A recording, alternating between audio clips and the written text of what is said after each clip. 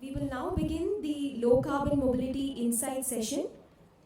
I request Mr. Devrishi Arora from EV5, Mr. Nilesh Bajaj from Wave Mobility, Mr. Sandit Tandasheri from Nabald, and Mr. Rahil Gupta from Hop Electric on stage.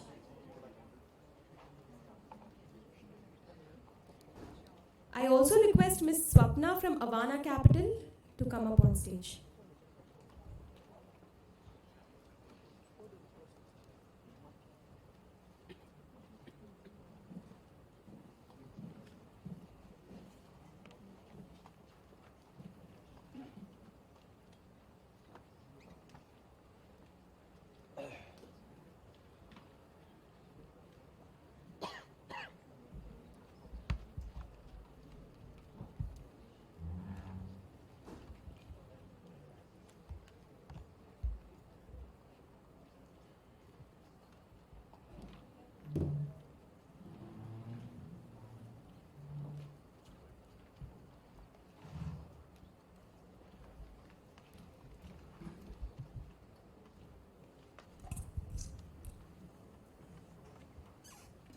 Thank you everyone for joining us. I'm trying to do a good time check here, and if I don't, please stand up after 35 minutes that your time is up. So today's panel is decarbonizing through mobility. The intent is to learn more about how we are creating a better planet through mobility. Before we get to the panelists, a quick overview about me and my firm. I'm Swapna Gupta. I'm a partner at Avana Capital. At Avana Capital, we are a bunch of operators and investors who have spent most of our careers in technology for climate, if you will. So across three key areas: mobility, agriculture, energy and resource management. That's our raison d'etre. That's the reason we exist. We have been investing in climate for decades. I've been investing for decades. My partners have been investing for decades. And today, of course, all of us agree that we are at a point in time where climate is the next big problem statement, which also makes it a big opportunity. Corporates or dinosaurs, as we like to call them, will continue to move the way they do, but these startups are really creating the new wave of innovation, which will really pave the path for 2078. It should not be 2070, but even if it is, you guys need to move quicker to get us to 2070, 2060 or 2050, wherever that lands. So the intent is to learn more about mobility and how they can inspire a new generation of mobility entrepreneurs to build towards a better future. In my mind, mobility is point A to point B. That's it. That's all I understand about mobility. I would love to understand how your take on mobility is. The other big thing is, I am thoroughly enjoying this today. I hope all of you also take a lot from the mobility session today, because I think this is the highest density of climate tech folks you can get anywhere in the world at this point of time, because you have everyone here talking exactly what you want to learn about and learn from. So please make most of it. And with that, I'll start. What we should do is probably get the audience to know you better. Maybe 1 minute overview of who you are, what you're building, and then we'll get to Q&A.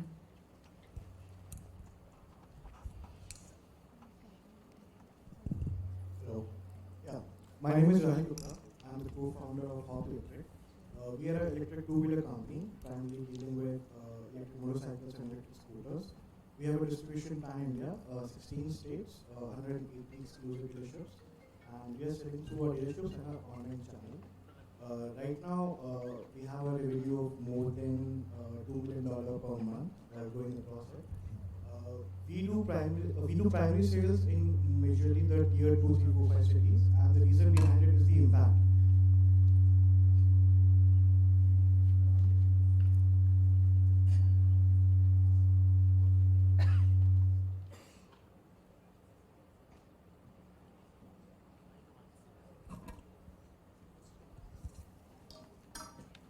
Yeah, sure.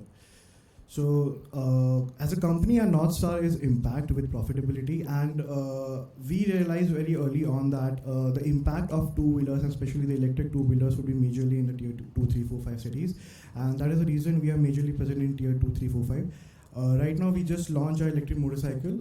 It's an aspirational commuter. The point of electrifying mobility is just not to go from point A to point B, but to do it more efficiently in a way the customer loves it and is in sync with what he wants in the future. So that is what we're trying to do. Target audience is majorly someone who wants a good commuter segment, motorcycle or a scooter to move. We are in a mass segment. We are not in a very specialized high performance segment. So that's about.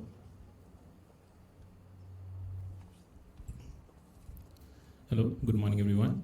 I'm Nilesh Bajaj from Wave Mobility. We are an electric mobility OEM, and we are focusing our first few products in the space of urban personal mobility.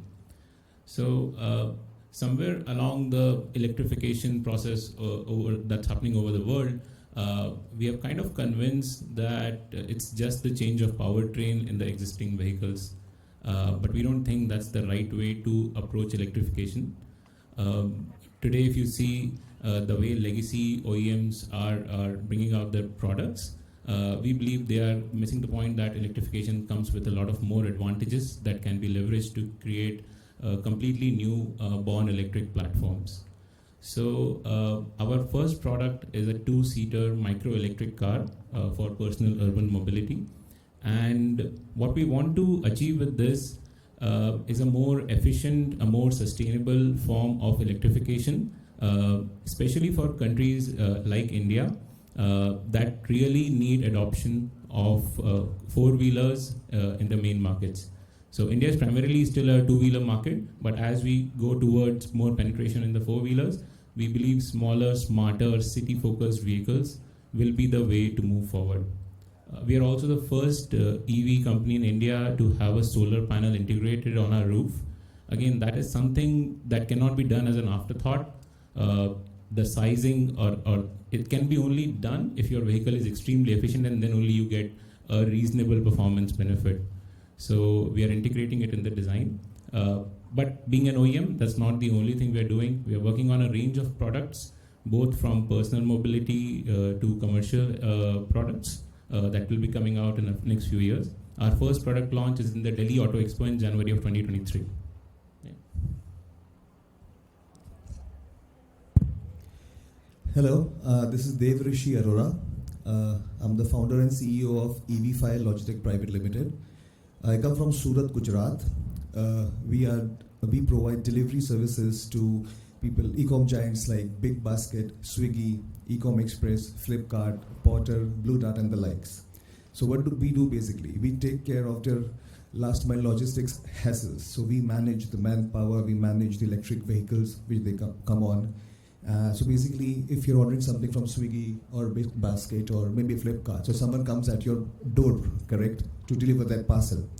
So it's a good chance that he's from EV5 coming on an electric vehicle.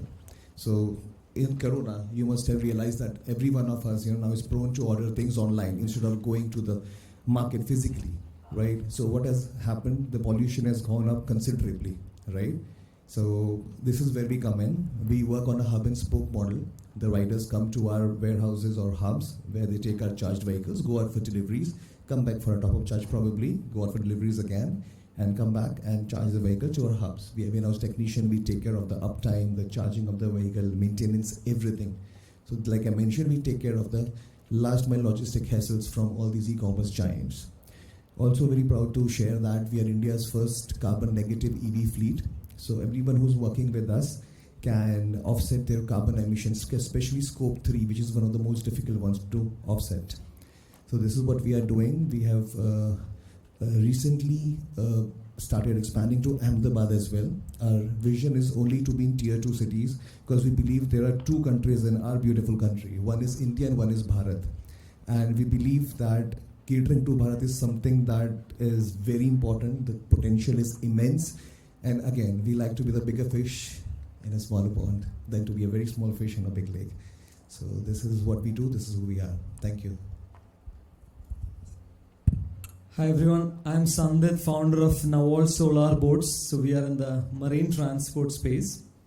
We built Aditya, which was India's first solar ferry. It has transported over 2 million passengers and saved about 2 lakh liters of diesel. And there are 12 more such ferries being built for Kerala government. And at the time, public transport was the only economical application in marine transport. Now leisure boats are, so we are building another 10 of them. And in 5 new states, we'll start having our boats. and the first export order to Maldives this year. We are getting into more and more complex applications like the boats which carry trucks and cars, and hopefully by the first Ro-Ro, which when it comes next year, will be the world's first solar electric Ro-Ro. Last week our fishing boat, as in solar fishing boat, which is built with support of Shell Foundation, won the world's best work boat from the Gusseys Award. And in 3 to 5 years, we hope to build a completely renewable, large commercial ship which will have less solar but more wind and liquid fuels like hydrogen. Thank you.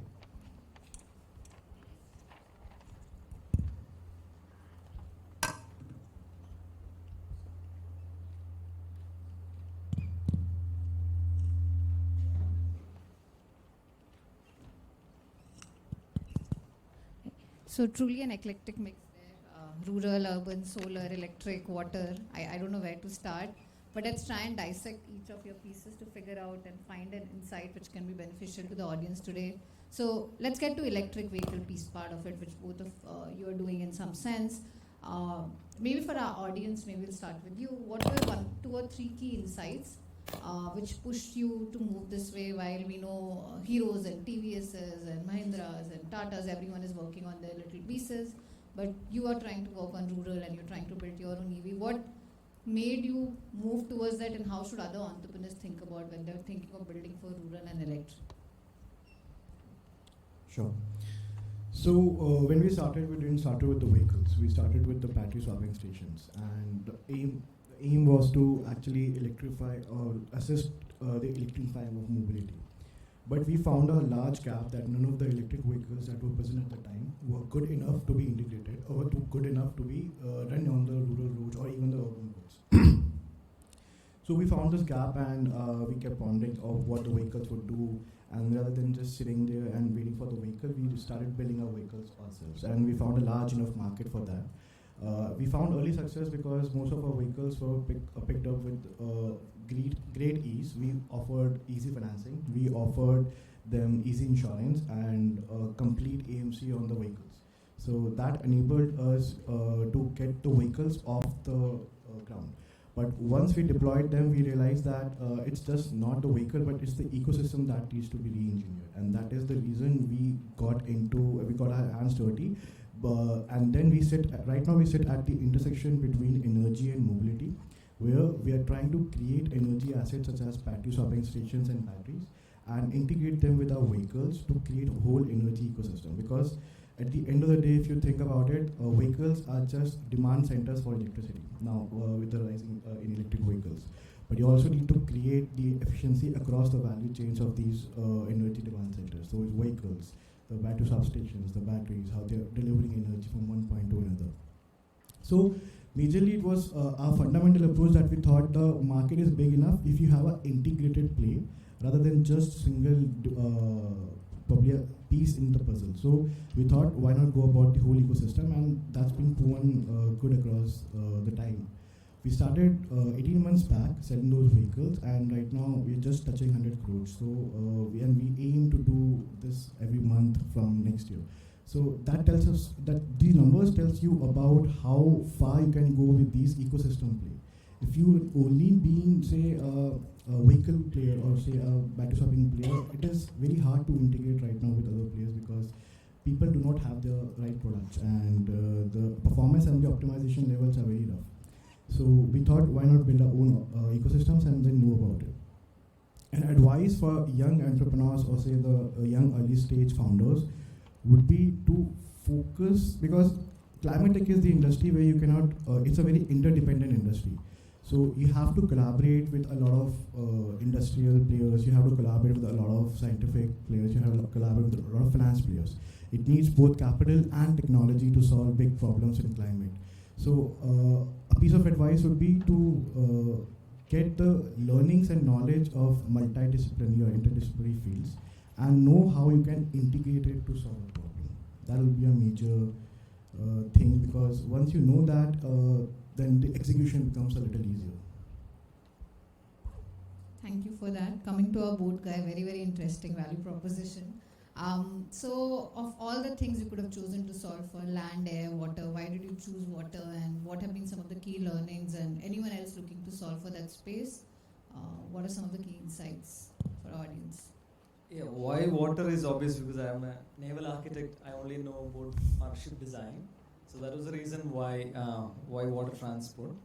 So when we were trying to get into renewable into water transport, there are some things which we can do in the boats which can't be done on the roads.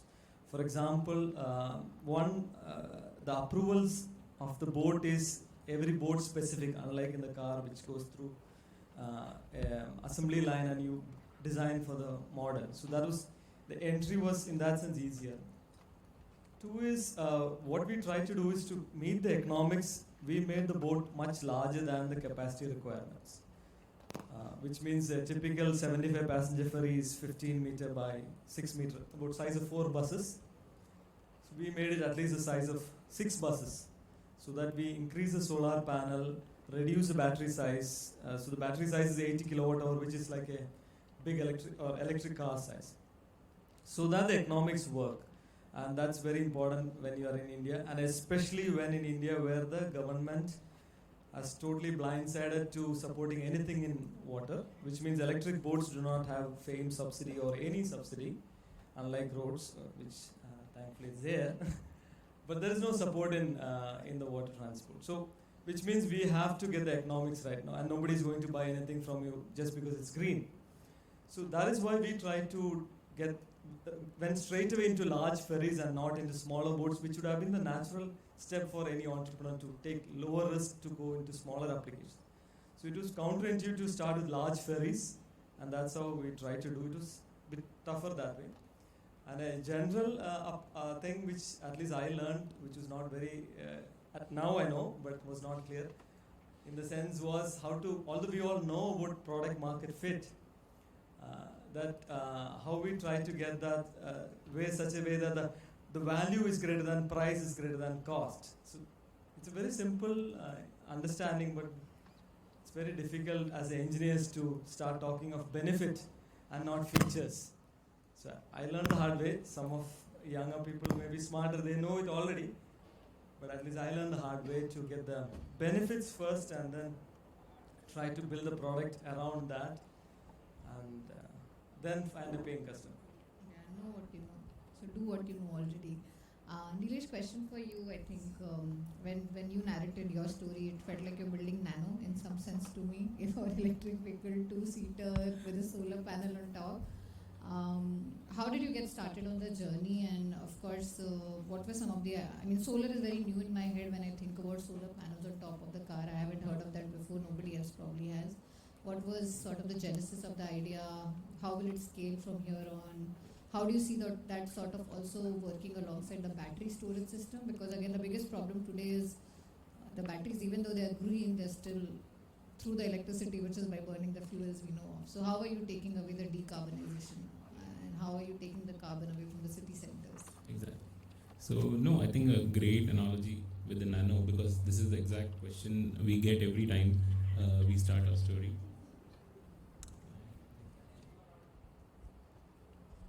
So yeah, thanks.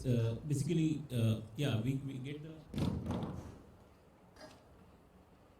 we get nano comparison quite often because we are talking about a small car. But unlike nano, we are completely different in our approach. Nano was started as a car for somebody who is moving from a two-wheeler to a covered vehicle. We are actually trying to convert first the people who already own a car to a smaller car. Because most of us who are living in big cities have spent endless hours waiting in the traffic, just hoping that we should have something which is a little bit maneuverable, yet we cannot let go of the comfort of a car and move to a two-wheeler, and hence something like this was conceived not just in India but across the globe. So the problem with simply making a car electric is that it doesn't really solve the problem, because when you do a 1:1 comparison, your standard family car with a range of 400 kilometers and 5 passengers and payload almost becomes 1.5 tons. So it's not really a sustainable equation. If we go to the Western markets, this number is even higher, where vehicles are weighing upward of 2 tons and 3 tons very commonly. So if we want to build a really sustainable solution, we have to first make it efficient, and weight is the most important factor. Second thing is, our vehicle definitely will be cheaper than a conventional EV hatchback or a crossover, but it's not by reducing any of the features. It's just by right sizing the product. So when you're inside our vehicle, you will get the complete experience of a modern hatchback, the connected tech, the complete NVH and the complete engineering will be done off the level of a premium hatchback. So we are making an aspirational vehicle, which you will see in the Delhi Auto Expert, looks and feels really nice. The third part is the decarbonization. So the decarbonization has multiple parts in it. Number one, you have to remove the carbon footprint from the city centers, which is happening with the electric vehicles. And again, with the higher efficiency, so we will have somewhere in the figure range of 20 km per kilowatt hour test efficiency, which is one of the highest for a personal mobility covered vehicle. So that already reduces your footprint by a huge margin. The solar panel does not completely remove the charging equation, but it does reduce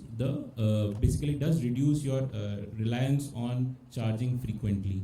So we get almost 10 kilometers a day, or maybe around 3,000 kilometers a year range only purely from the solar. So that is completely carbon neutral. So that really helps with the sustainability bit.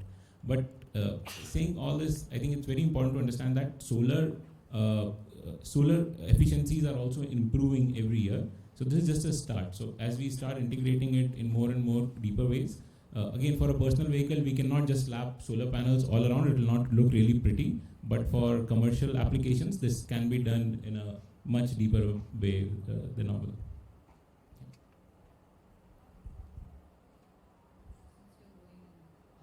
Next, your turn. I guess the question is hyperlocal, right? Which is what you're solving for in some sense, deliveries and getting the whole infrastructure to run for the ecosystem to run. What are some of the analogies you have seen globally, or maybe just for our audience? Because a lot of these things, when I think about, a lot of these are India-specific problems, but these have also been, electrification is new to India while it has happened in some other parts of the world. So what are some of the learnings which could possibly entrepreneurs take from other parts of the world as they're building for India, or you would have taken as you built your ecosystem? Or was it something which nobody else was solving for anywhere in the world, and you took it as a problem statement and said, let me build plan A, plan B, plan C, and that's how I should solve for it?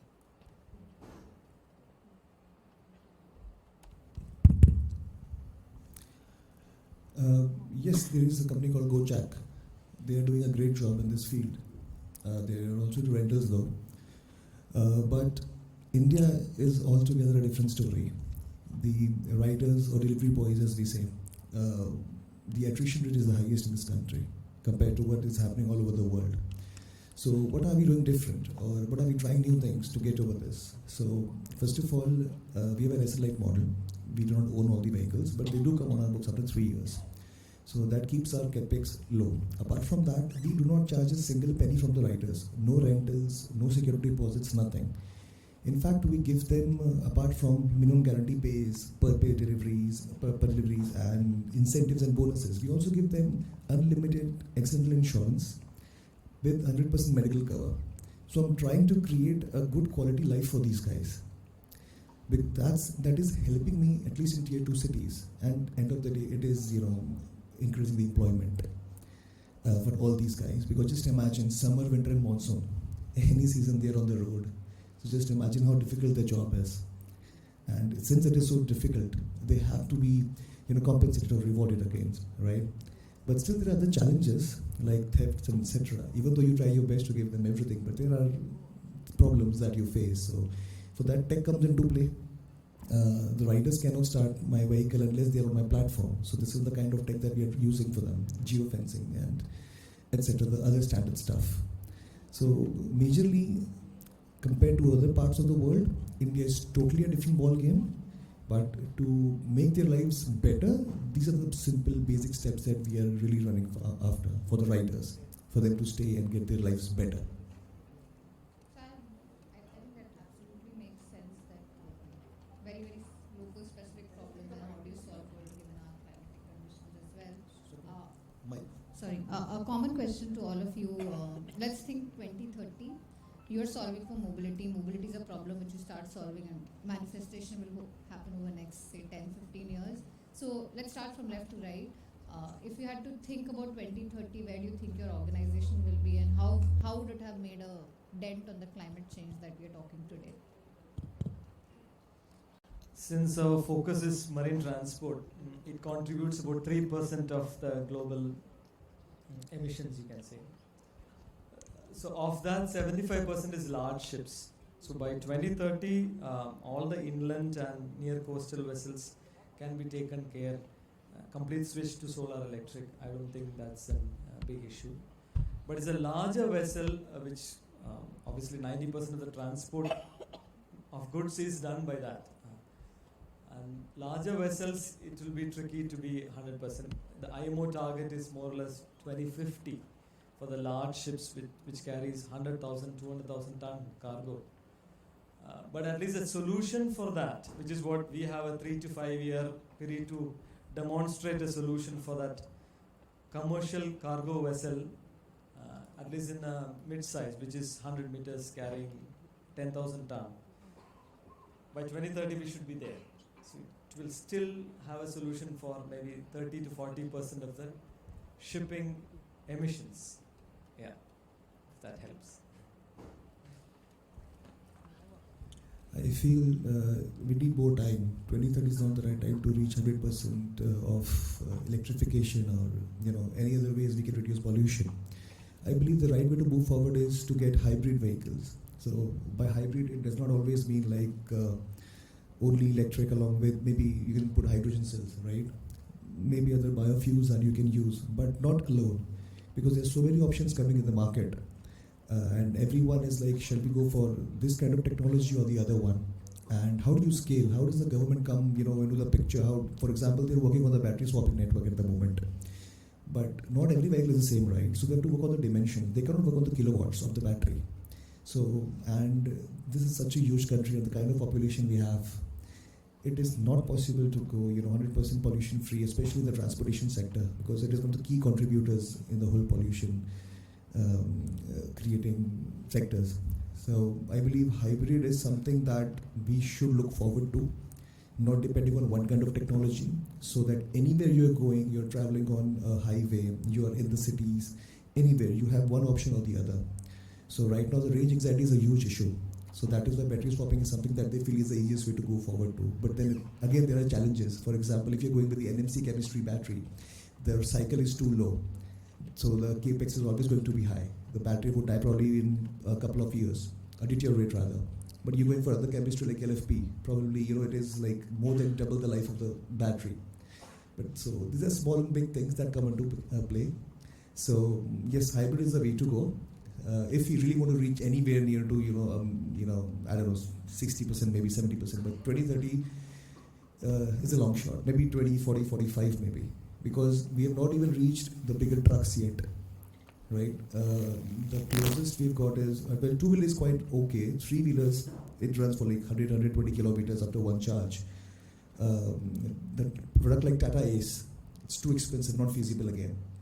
So yes, there's a long way to go, but yes, we're on the right path. It might take some time, but hybrid is the way to go, I feel.